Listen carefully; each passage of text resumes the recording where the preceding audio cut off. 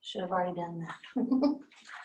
Okay, here we are. So let's talk about, last time we were doing trapezoids. We've done properties of a kite. We kind of proved those. We're starting to get into the proofing mindset. We're realizing we have to go step by step and do the logic. There's actually sections in your book, and I haven't assigned them, about deductive reasoning versus inductive reasoning. So let's think about that for just a little bit.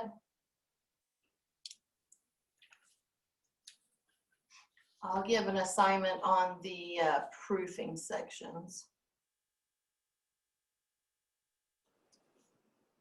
Okay, and I think if you read the book, it's probably some of the pages that I gave you to read. It probably says something along the lines of, most of the conclusions that we come to by inductive reasoning.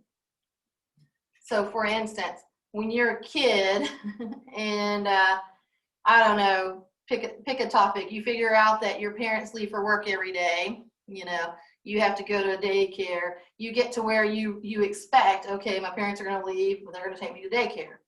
When we leave, they're gonna take me to daycare. And then suddenly on a Saturday, they don't leave and you don't have to go to daycare, okay? Well, guess what happens the next time it's Saturday? You expect, we're not gonna leave, we're gonna, you know, I don't have to go to daycare today. So what happens is we see patterns, okay? This is the way things happen. This is the way we see things. That is called inductive reasoning. We take our patterns and we draw conclusions.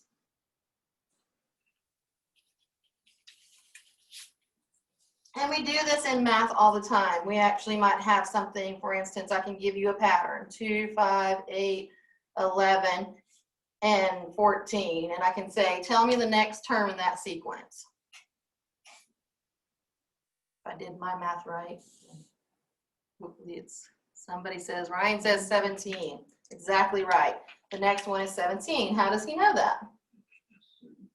Because he saw my pattern and it was +3 each time, right?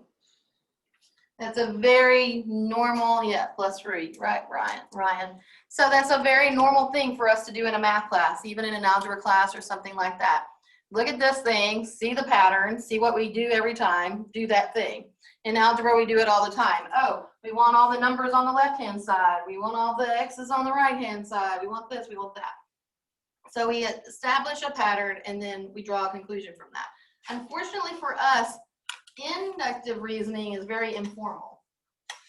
It's not a way for us to prove something. Deductive reasoning is the way we actually prove something. So we can draw a conclusion, but prove things. If I want to prove something, I have to use deductive reasoning. And what deductive reasoning is it's step-by-step logic.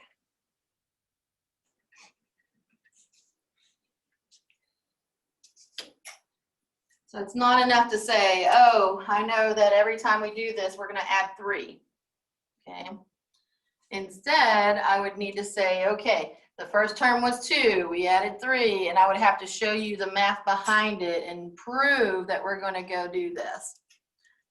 This is our pattern or whatever. So step-by-step logic. All right, how does that work for us? What we're doing now, okay, exactly what we're doing now. So we did kites the other day, right? And we put up the kite and we said, oh, those are congruent. So we've got side, side, side. That was a step, okay? We see the congruency. Now we see the side, side, side triangle congruency. Now we say that those are congruent to each other. Now we say, so therefore the congruent parts are congruent. Keep on going, keep on going. The corresponding parts are congruent. So that's what we do, and it's step by step. So that's what we're doing here. So as we move on into proving things, we're gonna have to have a reason every time we take a step, okay? And that's what we've been working on. So let's keep on going. I believe we had stopped at this page where I had a picture of a trapezoid and I put it on 2 parallel lines because we said a trapezoid has one set of parallel lines, parallel sides, so I just went ahead and extended those. And by the way, that's kind of a common technique when you're doing proofs, if they give me just a little picture or sometimes no picture at all, and you're like, oh, I wish I could see more of this. If it's parallel lines, just extend them. It's okay, you can do that. We'll do one on triangles later where we're just going to extend some of the sides. They didn't tell me that. In fact, they didn't even give me a picture, but we know that we can extend any line segment on a line and just extend that line, right? It's okay, because the line goes on forever. Who cares? As long as we keep the slope the same. So this is what we did. We said that, oh, this one was the consecutive angles between the parallel lines are supplemental. Y'all remember that? And we use the fact that this is transversal going through there. So we knew that opposite interior angles are congruent, alternating interior. We knew that these line up to make 180 degrees. Those are congruent, so therefore I can substitute out, right? So I think we substituted 1 for 3. We put this one in here. And we said, so therefore 1 and 2 have to add up to 180 degrees. That's supplemental. We didn't do the right-hand side, but I told you it's the same argument, right? And y'all let me off the hook because we ran out of time. All right, so that's the first of the trapezoid properties. The problem with that one is, oh, well, not a problem. The cool thing about that is it works for every trapezoid because we didn't make it a particular special kind of trapezoid, right? But on our thing, our little picture, we have some special trapezoids. So I want to think about that for just a second. For instance, right here, this is a right trapezoid. Here are the parallel lines. We don't know what these angles on the right-hand side are, but what are the left-hand side angles? 90 degrees each, and that adds up to 180 degrees. So this one's a special guy, but even though he's special, whatever properties applied to the guy on top of him have to still apply, right? So we know these guys are supplemental and these guys are supplemental, which means these have to be supplemental and so do these, okay? So we can apply those to anything that is a special case. So what we like to do is look at the isosceles trapezoid because he's a special guy and we know a little bit about isosceles stuff. So maybe some of our isosceles triangle stuff will help us out here. So what I'm going to do, I'm going to make me a trapezoid.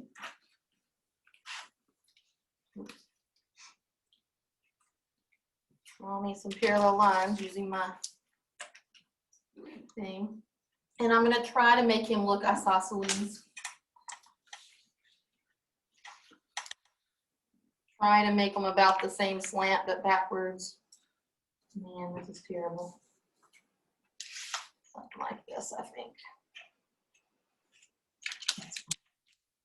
That's my go. Here's my parallel sides. There's my trapezoid. Remember, I can't assume something is congruent. I must see the markings, so I'm going to put some double hash marks here. Can we call this guy trap again? It's been a whole 2 days since we couldn't use that word, so let me try him again. All right. Now, when we were doing isosceles triangles, we said that, okay, we have 2 congruent sides, right?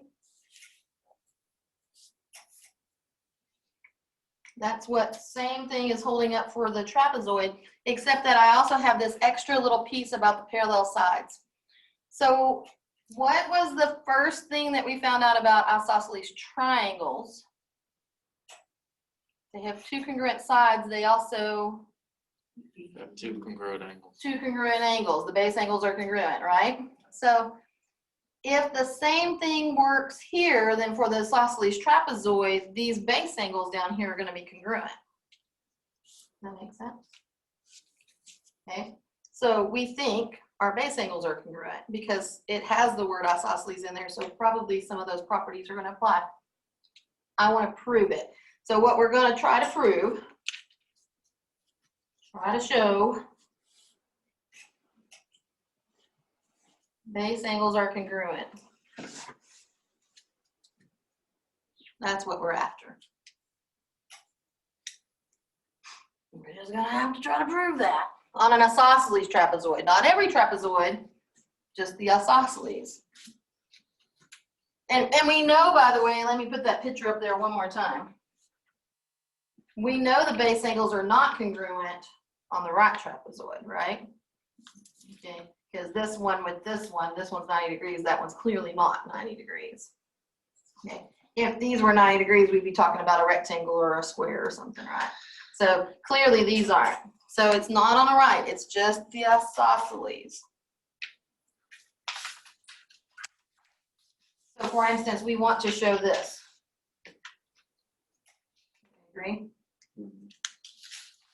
Yeah. How can I get there? Okay, what do you want to do about those? For instance, let me give a lot of angle numbers here. 1, 2, 3, 4, 5, 6, 7, 8,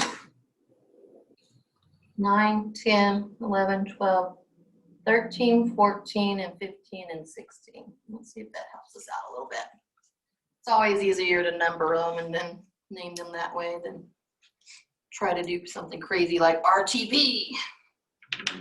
So if we're dealing with lines T and A, there's a transversal going through the parallels.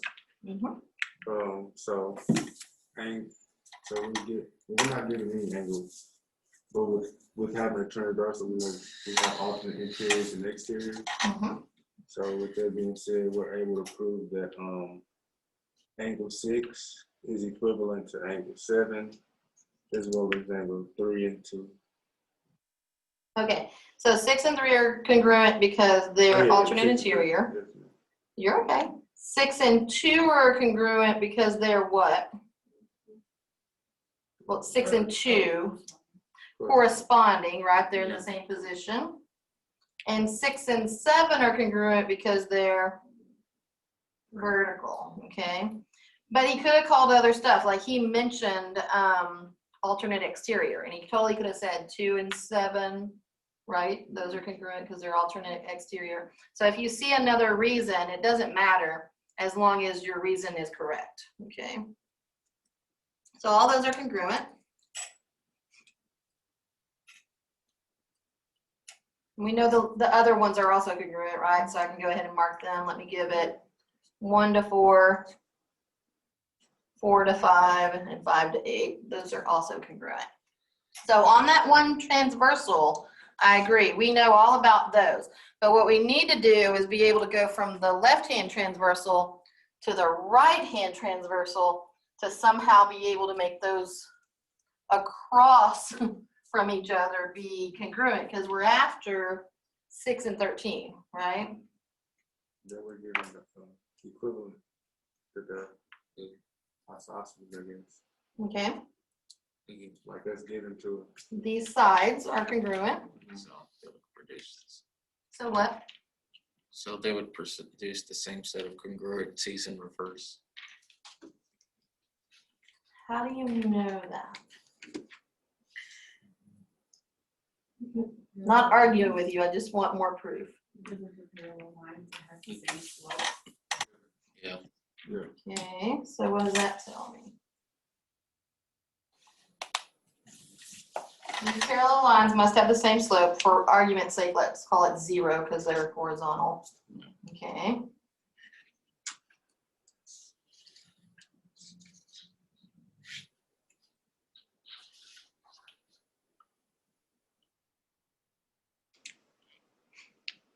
Could it be we have 2 congruent lines going to one.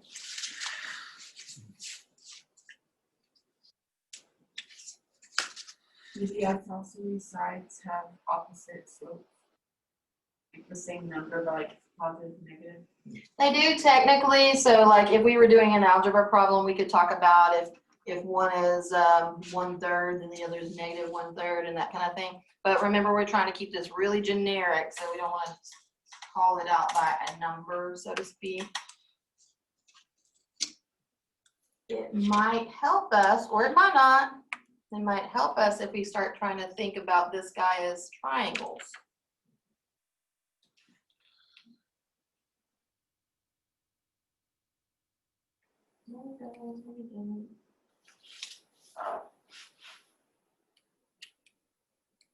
So if we draw a line through, like from the with a cross section of the top, like 1 and 2, draw a line straight down to make a right triangle to start. Ooh, let's do Right, that. and I then do it like on the reverse side, and then you'd have a set of congruent triangles. Okay. And remember that when we're doing this, we have to do, again, generic-y things that we can do through this construction. I can construct a 90-degree angle, right? Because this is 180, so I can just bisect it. Yeah. So that's fine. I heard do it on the other side. Yeah, Okay. and then you should have a set of congruent triangles. Oh, I like it. That is a great way to think about this guy. So I heard drop a perpendicular line here, Yeah. which we can always do that, and here. Okay. And now, what kind of stuff, look at this little, clearly my picture is bad because they're not the same size triangles, but we'll pretend like they are because they're marked like they are. So there. What do these two little triangles have in common?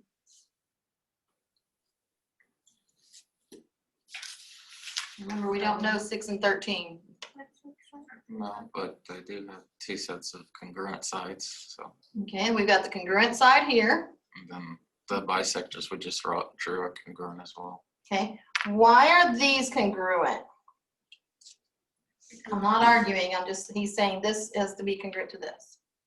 Because Okay, That is- because they're parallel lines. So that's what y'all were trying to get me to say earlier, right? Because these are parallel lines, whenever I draw a vertical between them and force it to be perpendicular, that means that these have to have the same measurement. I agree with that. We can go with that. Cool. because they have the same measurements, Because they have the same what? they should have the same measurements and therefore the same angles. Okay, they should have. I agree. The base side is also congruent on those triangles. So we have- Why? because you- They're perpendicular to both. The base. Okay. So you're talking about these little pieces here? Okay. I need more. Because you drew between the two parallel lines, or you drew 2 lines that are parallel to each other. They're going straight down because they're in between the original 2 parallels. I'm not making any sense. Okay. So I've got these. I'll agree with you. Those must be the same because these have the same slope. So the distance between them is always the same. Does everybody agree with that? That's like the definition of a parallel line, is that the distance between them is always the same. So these verticals I'll give you. Those are 1, 1. Mary says, I created a square. It shouldn't be quite a square, but you're correct. I've created, let's call it a rectangle. Okay. It kind of does look squarish. But what she's saying is, look, these two right here have to be the same distance apart. Okay, because I made them perpendicular, right? They have the same slope. They're perpendicular to parallel lines, so therefore they're parallel to each other. Yeah. Okay, so there's actually a postulate somewhere about that. Okay, so she says this one is congruent to this one. I agree with that.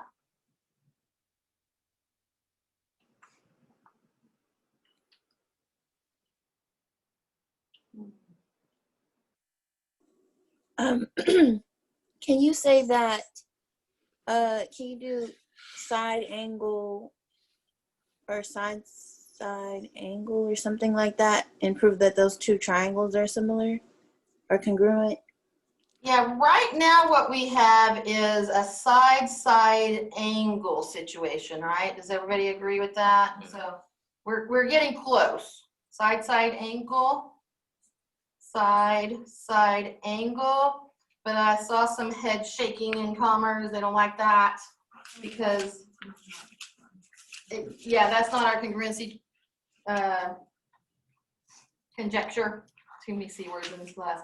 But we're getting close. We need another piece. One more piece. That's all we need. So we either need this extra little side here, which is what I think we're trying to work on in commerce, is what I'm hearing them say. So we either need this little piece, or we need one of these little angles up here, this angle down here, so that we can be there. We're close, we're really close.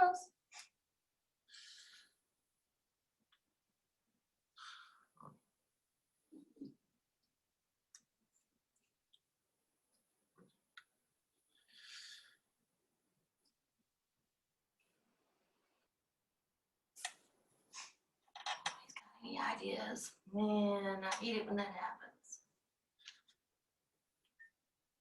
I don't want to abandon this idea, but let me draw another picture and see if it helps us any. So we're getting there. We're really close. We need one more angle or one more side. That's all we got. Let me try to recreate my trapezoid. That's going to be great. It's going to be so pretty.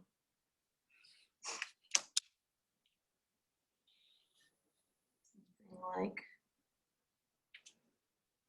that. That's what I'm going for. And I'm gonna steal from Elijah because he did that. What if I add a piece to this picture? Okay, and I like that. These guys we know are congruent. So can I add some? Could you have made one big isosceles triangle? Where?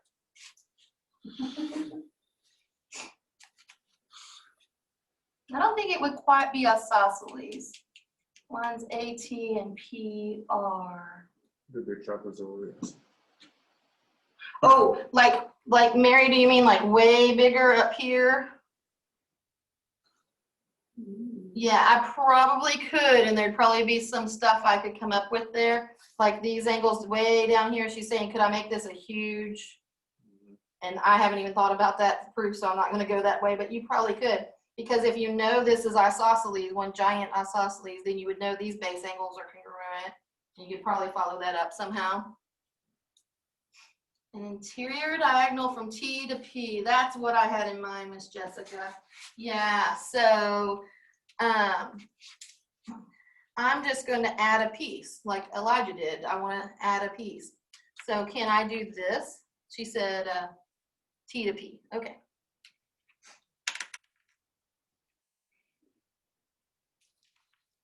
That's one diagonal. Is there another? R to A. Yeah, R to A. I don't know that this will help us, but I feel like, what does it hurt to get those two diagonals in there?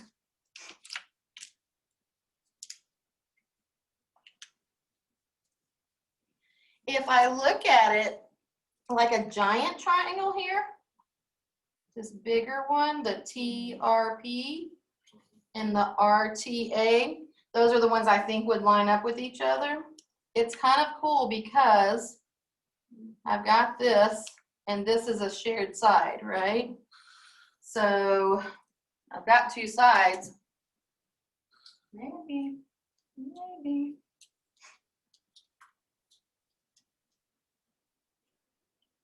What other stuff's going on inside of that picture?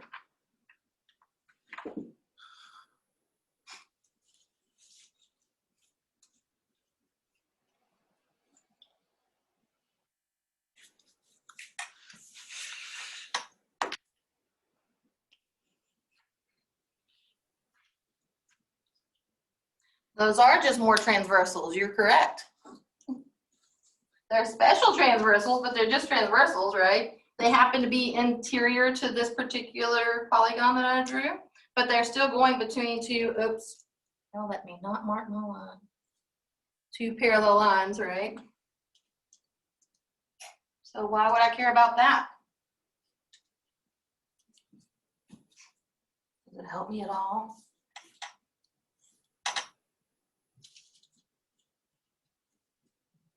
It helps me with stuff like this big angle and this big angle, right? But it doesn't necessarily help me with the little bitty angles that are inside.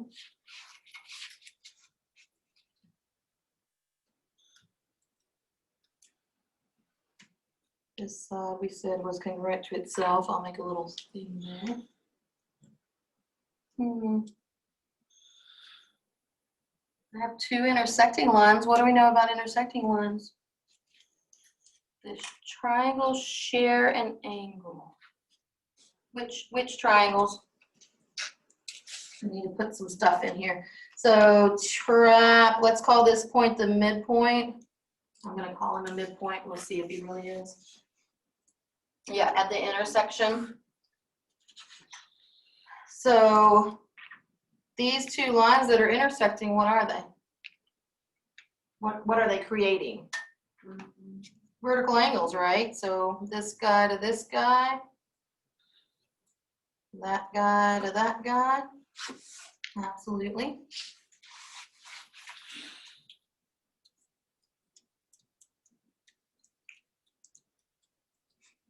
At the intersection, she thinks they're bisectors. We haven't proven that yet. We haven't proven that anything's being bisected. In fact, I would bet that that diagonal is not bisecting because it looks a lot smaller up here than it does down there. But they are intersecting, so we definitely get our vertical angles going there. Can you extend diagonals out? Sure, I can. Will that lead us closer?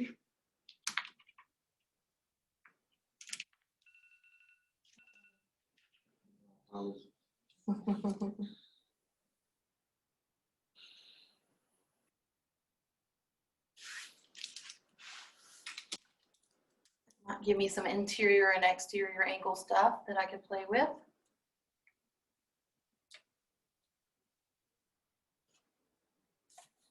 I'm getting closer to seeing an isosceles triangle here. That's something I wanted me to look at.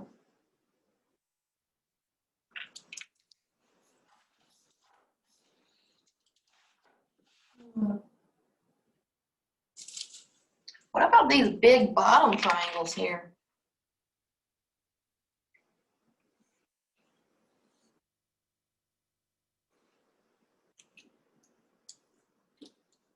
You also share that bottom line side. They also share the bottom side, right? So this guy is also congruent to itself. I'll do a double lightning bolt thing if I want to look at those big triangles.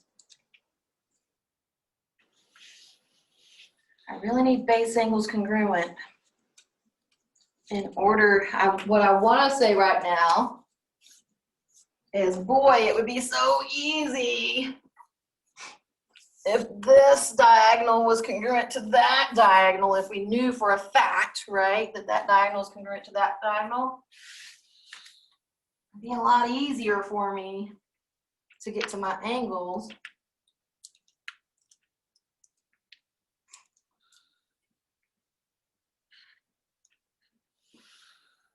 Because of the parallel lines and the congruent diagonals, can't we say that they are congruent to each other? Those trans.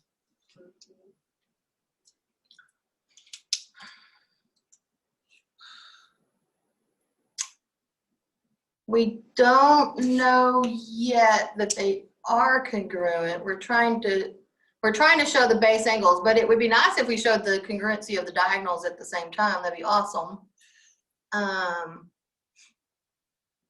Because right now they're just two transversals. We don't necessarily know what their spin is, what their slant is, if that makes sense. It's very clear to us. We know those angles are congruent. We can feel it in our blood.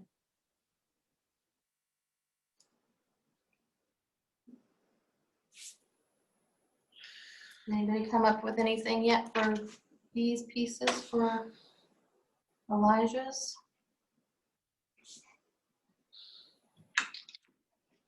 Is there a way we can prove that they're symmetric? Oh, what would that look like? Like holding the shape over and matching up the sides?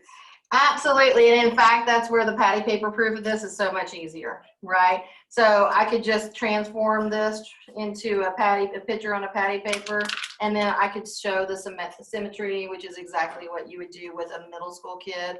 But unfortunately, that's not a proof. It's a middle school proof. It's not a high school proof. But yeah, absolutely. So maybe we're thinking about some kind of symmetry or something.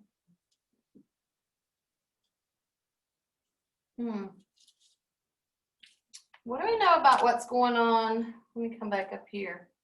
What do we know about what's going on up here? These are also perpendicular, right?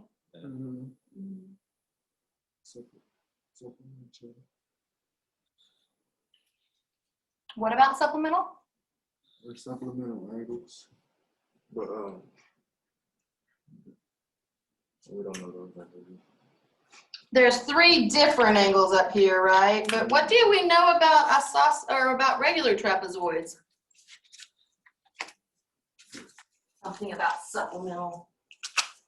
Proved it last time. I like that thought. All of the exterior angles equal 360. Okay, well, we would have to see exactly how we were extending them, but yes, my exterior angles on these quadrilaterals would be 360. But what did you say about supplemental? What about supplemental? Might be something there.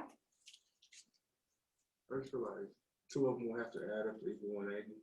Okay, which 2? I would say. Like up here is, they have numbers, right? Angle 2, and then right inside the This big angle? No, I say over here 12, and then like right inside the transversal, the little angle of the triangle. This little guy here? Yeah, I would say that one. Okay. Well, actually, no, because you're given 90 right there. I'll say 90 and then inside the triangle.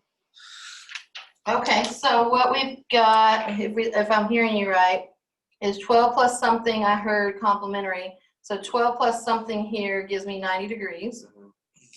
Okay. And the same thing is going on here. 4 plus something gives me 90 degrees.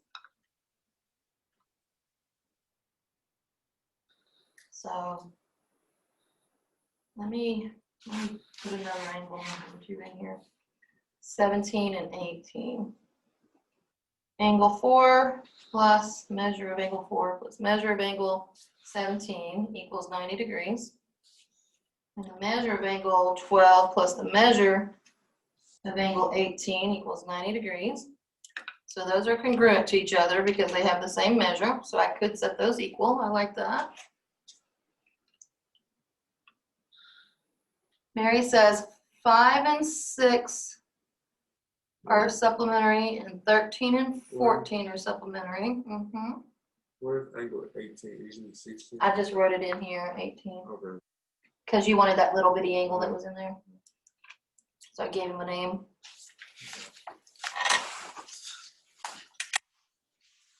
From Tuesday's proof, we said that consecutive angles in a trapezoid between parallel lines add up to 180 degrees. Okay, so that was measure of angle 6 plus measure of angle 4 equals 180 degrees. Right? This big guy and this big guy. And on the other side, that would be measure of angle 11 plus measure of angle 13 equals 180 degrees, because those are consecutive angles on same transversal. That's what we proved the other day.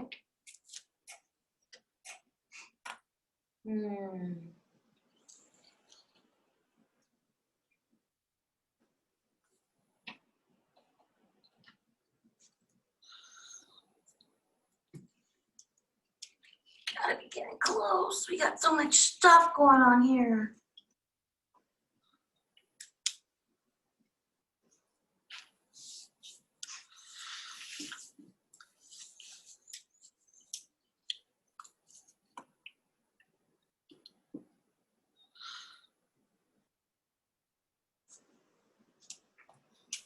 No, this is stressful, man. How did the Greeks do it?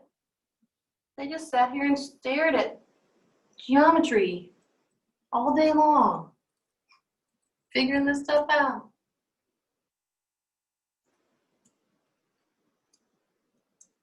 I'm not going to tell us. I'm going to make y'all work on it. I will tell you this, there are two properties. I think somebody will get it. Don't go Google it, that's no fun. Play with it, work on it. There are two properties that we're trying to find here. One is that the base angles are congruent. We know that one. The other is that the diagonals are congruent.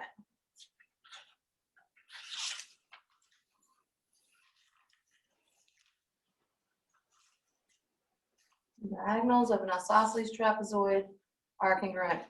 If you don't come up with it before Tuesday, then I will help us out. Oh.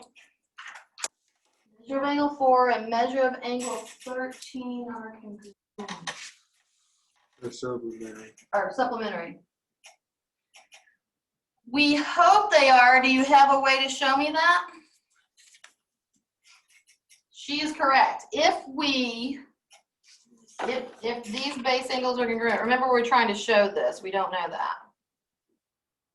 Okay, if these are, then 4 and 13 would indeed be supplementary, and then we'd have something kind of cool going on there, right? Because we would know, oh, as I pick it up, it's transversal in the second picture. Oh, it actually cuts them differently, remember?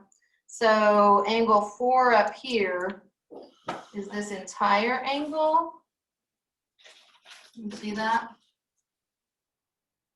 So I heard the transversal in the second picture is what I'm seeing. So this guy and this guy are supplementary, right? Well, that's what we're trying to prove. That's what we want to know. But because I've got this transversal coming in here, the alternate interior guys would be like from this to the parallel line. This whole big old angle here, it would go all the way to the parallel line. And it would be this whole angle here, which would go all the way to the parallel line. So we have to kind of watch out for those.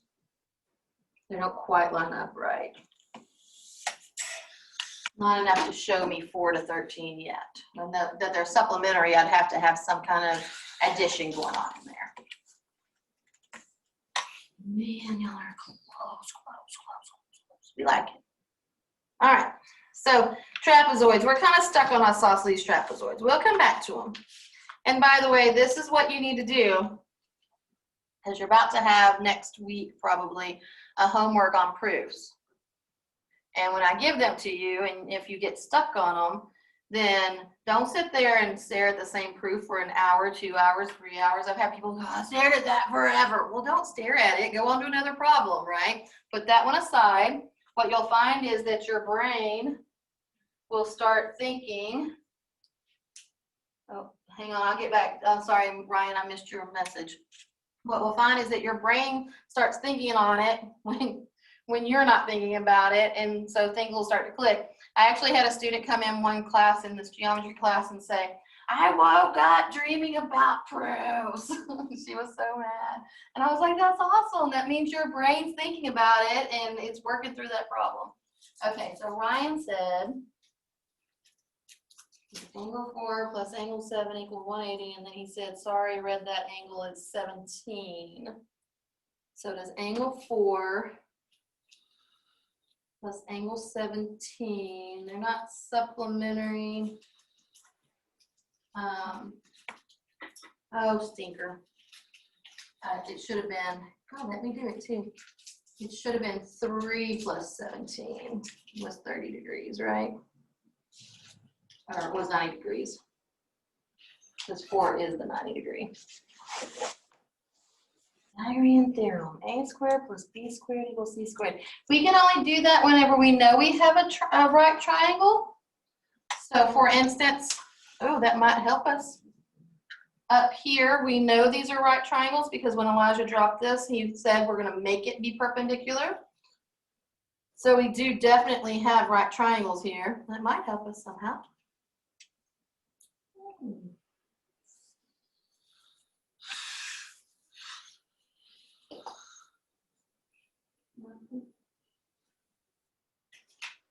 Okay. Does that help us any?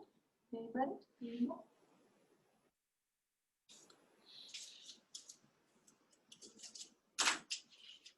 A squared plus B squared equals C squared.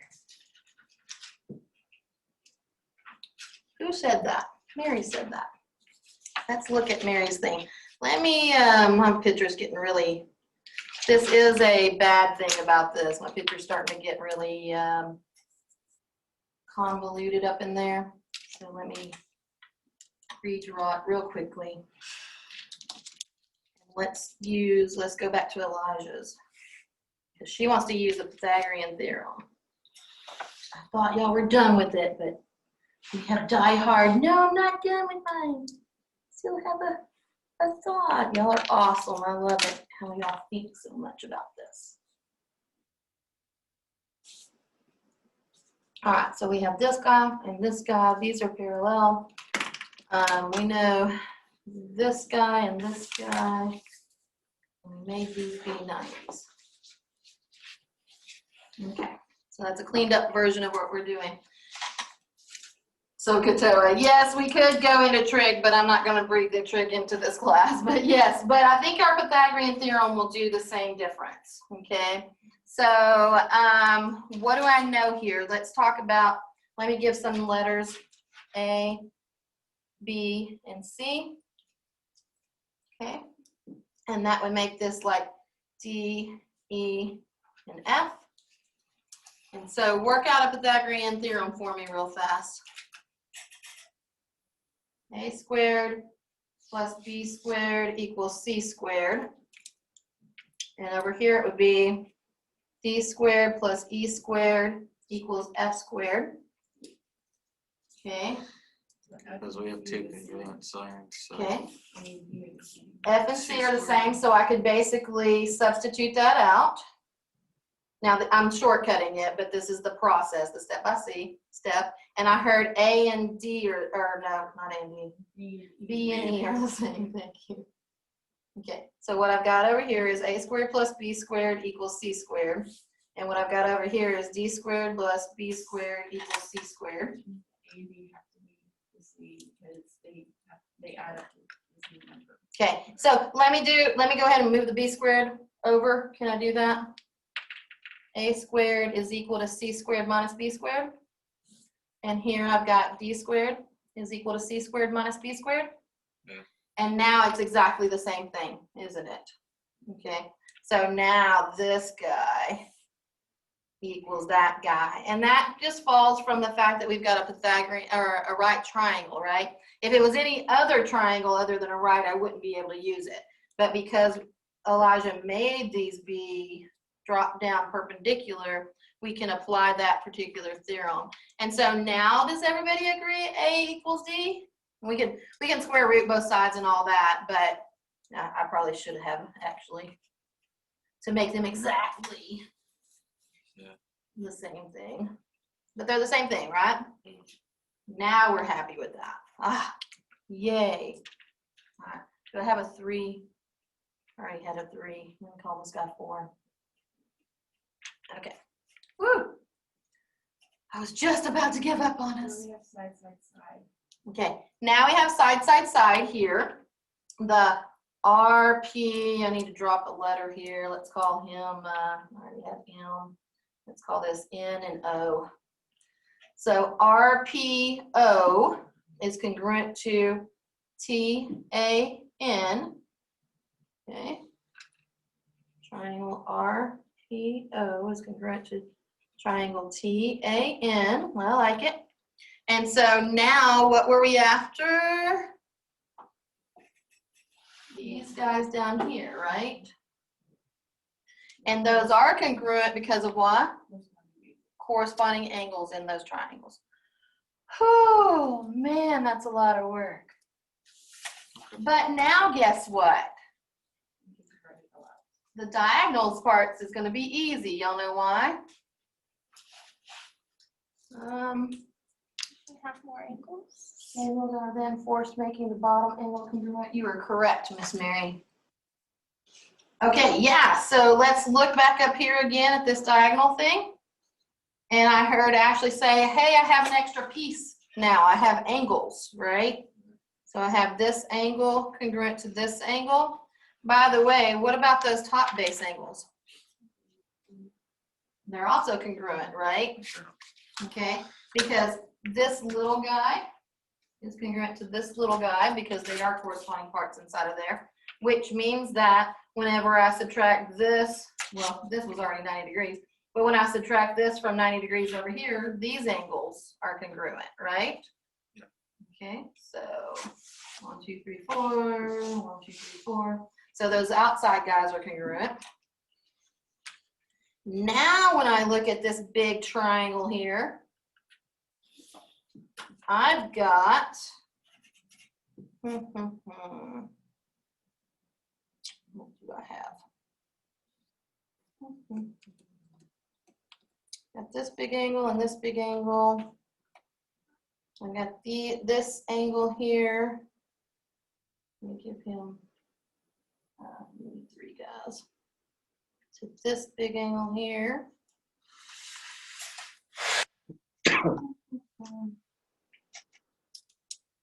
Oh, then we would need to look at these smaller triangles. That's where that would come in. I think Barry said something. So the angles are then, the diagonals also create 2 smaller right triangles. Never mind, you have SAS. Yes. Okay. So she's like, you have SAS, so we're okay with that. Oh, yes, we did have SAS when we did this one because we already had this bottom guy congruent to himself. That's exactly right. SAS, she says. Yep. So now all of those pieces are congruent to each other. What we'll find is these smaller triangles are congruent to each other. The side guys here and the side guys here. But because of that, I've got this diagonal congruent to that diagonal, and that's what we were after, right? Okay, so we've got those 2 extra properties now for isosceles triangles. She is congruent. She is correct. Forcing the diagonals to be congruent. Yes, ma'am. Whew, that was a lot of work. All right, that's good stuff, right? Now the point of all of this, oh, she's just making us do this stuff, and it's just work, and it's a pain, and I want to stare at those geometric figures. The point is that we'll be able to think logically, step by step. In your book, we've already started talking about paragraph proofs, right? There's actually 2 other kind of proofs. One is the flowchart proof.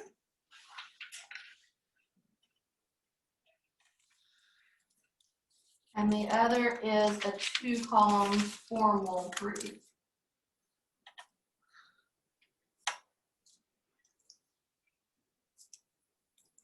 Okay, those 2 are in there. So as I give you homework, if you start seeing little flowcharty proof things, the thing about those is if I want you to do a flowchart proof, I will give you like the look of the flowchart. In other words, I don't expect you to come up with those by yourself. But for a paragraph proof, like we already had on Tuesday, or for a 2-column proof, that's coming straight out of your head, okay? So we're not gonna start on those yet. We'll start working with those probably next week, the proofs. How does that look and everything? But in your book, they'll show you stuff. So I had one, yeah, we got time. I had one to show you. I don't know if I still have it.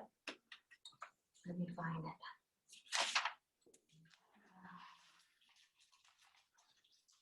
Zoom in on here.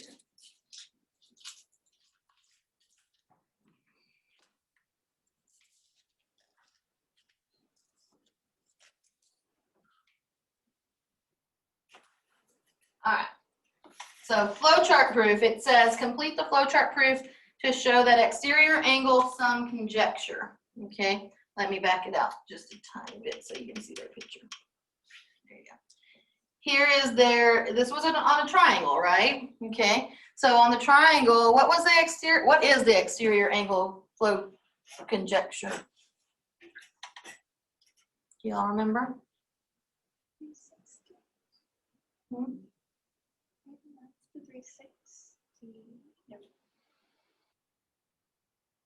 It has to, all 3 exterior angles have to add up to 360 degrees? Yes, ma'am. Just can't hear you. She's like, I don't want everybody on Zoom world to hear me out. Yeah, that's the interior angle one. Yeah, good job. Okay, so what we want to prove basically is that little angle D here plus little angle B here plus little angle F here adds up to 360 degrees. So everybody agree?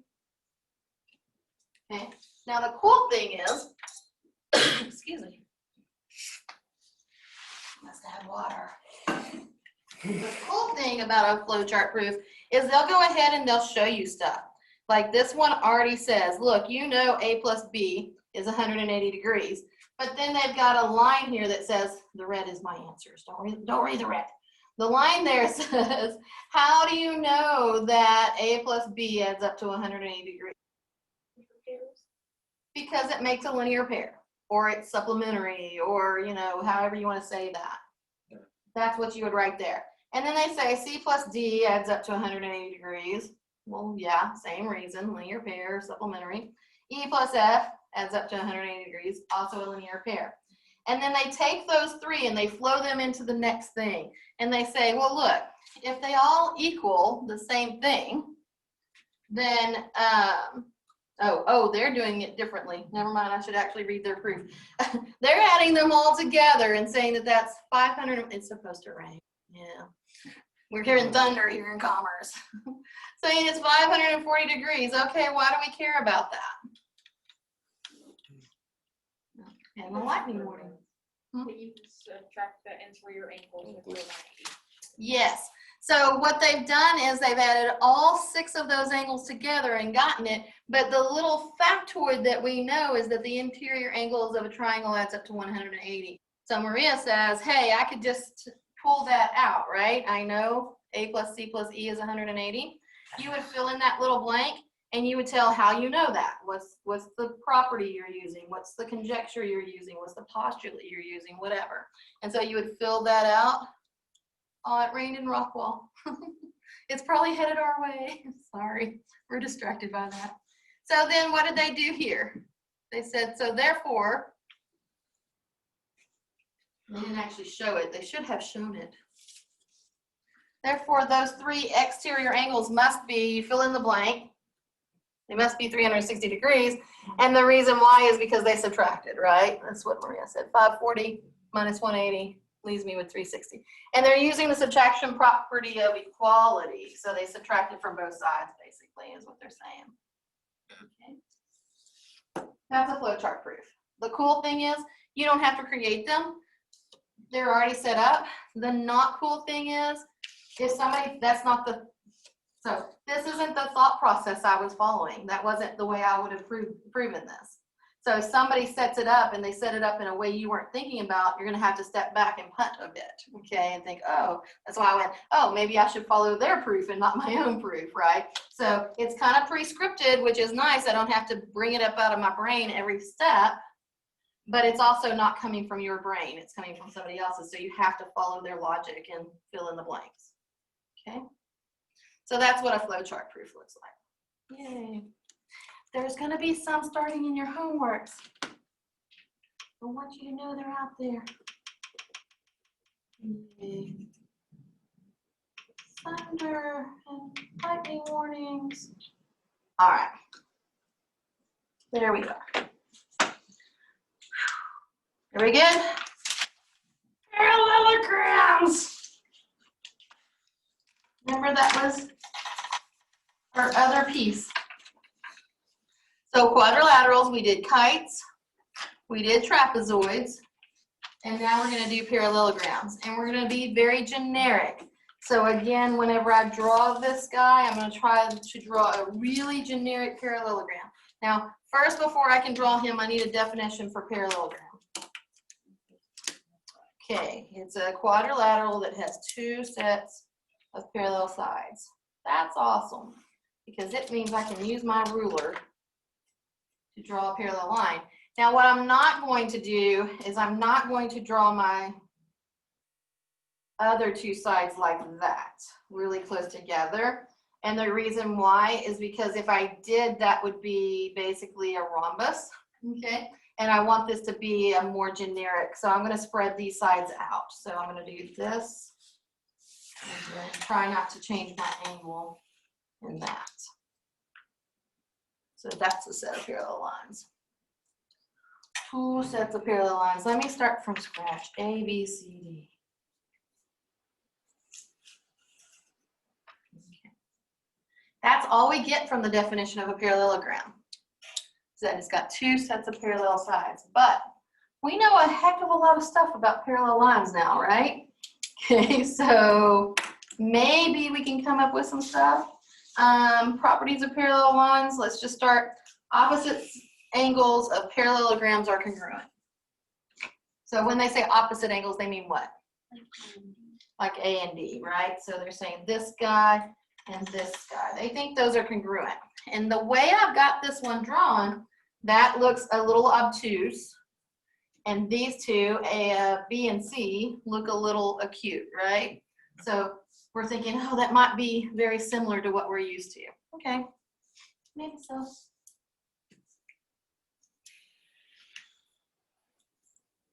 How can I show that? Because A, B can be considered the transversal for A, C, and B, D. Then you have the purple on the left is going to be supplementary to the one that's angle B that's next to it, like we did with the other shape. Okay. Let me flip my paper just because she's looking at it sideways. That's okay. So what I heard Ashley say was, look, AB is a transversal between this line and this line. Can I call these lines something? Let me call it line, let's call it L, line M, line N, and line P. That way we don't have to call them all the time, but whatever they are. So she's saying line L is a transversal between line N and line P. Okay, so she knows that, correct me, I think you said this angle here is congruent to what? Oh, I said it was supplementary to the one directly below. Here. Yes. Okay, so this angle here, let me go ahead and 1, 2, 3, 4, 5, 6. I'm telling you guys, if you'll take just a second to label, it really helps to be able to call them line or angle 1 or angle whatever, rather than having to say, because she's saying it would be CAB and ABD are supplementary, right? But now I can say angle 4 and angle 11 are supplementary. Yeah. Okay, I like it. There, and then also 13 and 11 are going to be supplementary. Why are 13 and 11 supplementary? Because when you look at it this way, now they're the interior. Okay, now they're interior consecutive angles on parallel sides, right? So they've got to be adding up to 180 also. Okay, so the measure of angle 4 plus the measure of angle 11 equals 180 degrees. Okay, and we would give the reason because they're consecutive interior angles of parallel lines. I don't want to write it out, but that's our reason. And then she said the measure of angle 11 and the measure of angle 13 is 180 degrees because they're consecutive interior angles on parallel lines. I'm cheating. Okay, same reason. Now, how does that help me, Miss Ashley? Finish it out. You can do it. What are you asking me? I'm sorry. How can I finish that out? How does that help me? After 4 is congruent to 13. Oh, because 11 is equal to 11, and once you take the measure of angle 11 out of 180, there's only one thing that can be left. Let me use that. I like what you did. Okay, what she's saying, she's actually using a different property we haven't used yet. Okay, it's okay. It's a good property. I love this property. What she's saying is she didn't quite say it, but this is what I heard. Look, you know these are equal to the same thing, right? They're both equal to 180 degrees. Okay, so basically she's setting the one on the left equal to 180 degrees and the 180 degrees to the one on the right. And she's saying, so therefore they're congruent to each other. And that's a very popular algebra property. Have y'all, begins with a T? Transversal. Not quite. Transitive, yes, yeah. So the transversal of that line. Yeah, so what she's saying is, look, if this guy is equal to this guy, and this guy is equal to that guy, They share a part. then they're equal. Well, that's another property, but they're equal to each other, right? So she's using the transitive property.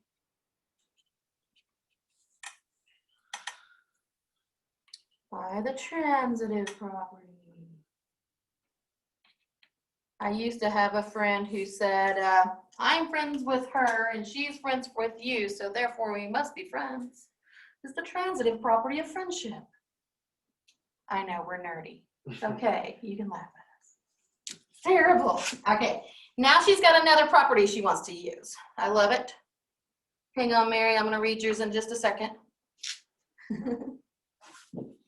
What did you say? What's your property you wanted to use? You said they both have the same. Oh, yeah, they both have angle 11. Both have this angle and what? If you cancel those out. Okay. Right there. Which is really the subtraction property of equality, right? She's not canceling, she's really subtracting from both sides of this equation. Right? Because measure of angle 11 minus measure of angle 11 goes away. Okay, that's what she's wanting to do. So that's the subtraction property of equality. Good. And now she has measure of angle 4 is equal to the measure of angle 13. We're not quite done yet. We're done. We're not quite done yet. We're done. No. We want to be. So we have their measurements equal to each other, but we don't have congruent. Or do we? I just need to change the way I wrote it, right? Because the measures are like quantitative, and so you have to take the number apart. Good. Angle 4 is congruent to angle 13. We're there. We've got it. This is the definition of congruency. Right? When we have two things whose measures equal each other, I know that's a very fine point, but that's one that comes up all the time in geometry. The measures are equal, meaning that I can add them and subtract them and put them equal to 180 and stuff like that. That's the algebra side of things, right? Which is why I can use the subtraction property of equality, because that's the algebra side of things. But on the geometry side of things, we're talking congruency. So I need that more abstract. It's not a quantitative thing, it's more of a qualitative thing. It's a good way to think about it, Summer. Okay, so she says angle 4 is congruent to angle 13. Now we're done. These are congruent. Okay, Mary, I didn't forget you. Sorry. What did Mary say? Angle 4 and angle 9. Okay, I've got 4 and 9 are congruent. Alternate interior angles, so they're congruent, yep. And 9 and 12 are vertical angles, yep. So they're congruent. Does everybody agree? Ooh, that's a nice way to look at it. So these are alternate interior. These are vertical. Switch to the other set of parallel lines and use the other transversal. 12 and 13 are opposite interior angles, so they're congruent. So therefore, and you'll have to do a little more work on your proof when we get to proofs, because you'll have to like step it out for me. But she's right. She's got congruency from 4 to 9 and 9 to 12 and 12 to 13. So all of those are congruent. So 4 is congruent to 13. Could you cut out angle 12 and the corresponding 9 and 13? Sure could. Absolutely. So Summer wants to shortcut you, Mary. One step fewer. And when you get on a proof, you might want to do that, right? One step fewer. So she's saying 4 to 9, which she's stealing from Mary, but then she says, oh, I see that these are corresponding parts, corresponding angles. So 9 to 13. So she could do it one step shorter. Yeah, absolutely. Great thoughts, guys. I love it. So if opposite angles are congruent, then we now know what?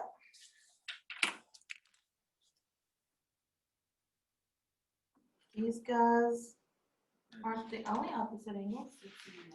Oh, we also know 6 is congruent to 11. By a similar argument, right? We could just go the other direction, basically 4 to 5, 5 to 8.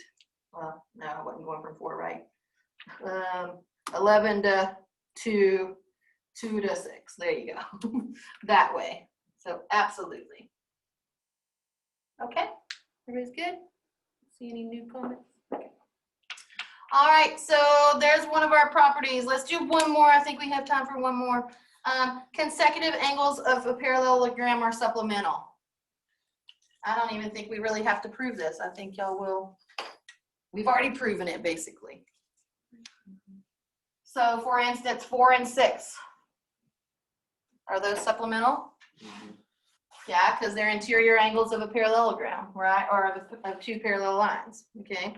And we had that property from week 2 probably, right? Okay, so 4 and 6 have to be, and 11 and 13 have to be. Those are all supplementary, okay? And when you flip it the other way, so to speak, 4 and 11 have to be, and 6 and 13 have to be. Okay, so same thing.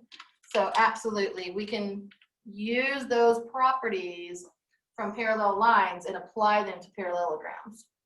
They're supplemental. Good. Opposite sides of parallelograms are congruent. Okay, this one will take a little bit more time, so I'll let you think about that. But what it's saying is, if we, for any parallelogram, not just a square or a rectangle, okay, if we look at this side and this side should be congruent. This side and this side. So think about that a minute, because maybe over the weekend, because you can't just say something like, well, they have the same slope. Okay, I know they have the same slope and you know they have the same slope, but we have to show generically how it works. Okay, so think about that. Can you for sure say this side is congruent to that side? All right, let's do some homework. Assign homework. Awesome, you guys are working hard. I like it. This is the first steps of being able to do proofs in here, geometric proofs. So y'all are well on your way. I like it.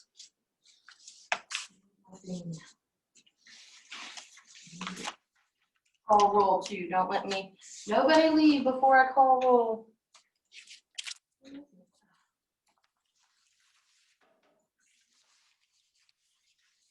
have to do something about this padded paper.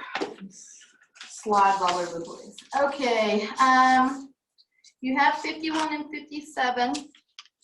Let's go ahead and get, you've got 62 and 66. I think I'm ready for this. Let me check this one. 90.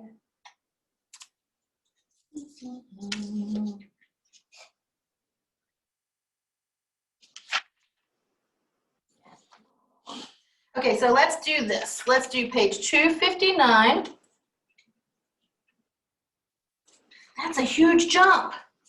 You know why? Quadrilaterals are in chapter 5. I don't understand. I'm like, we go straight from triangles to quadrilaterals. They should be like side by side, but they're not. Okay, page 259, number 1 through 10. Oh, my goodness. 1 through 10 plus number 12. Page 263, number 1 through 11. Let me see this other one.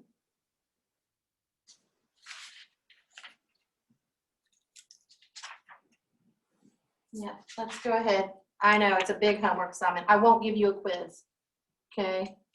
And page 271, that look. 271, 1 through 9 plus 14. This more or less gets you caught up on polygons. To Thursday, 24th. I don't think you'll find it difficult. One of those is the exterior angles thing. Yeah, it'll be okay. You can do it. All right, Roll fast. Okay, just got it in. Mary put something on the about the congruence. Prove that the sides are congruent. Can't you create two right triangles and use?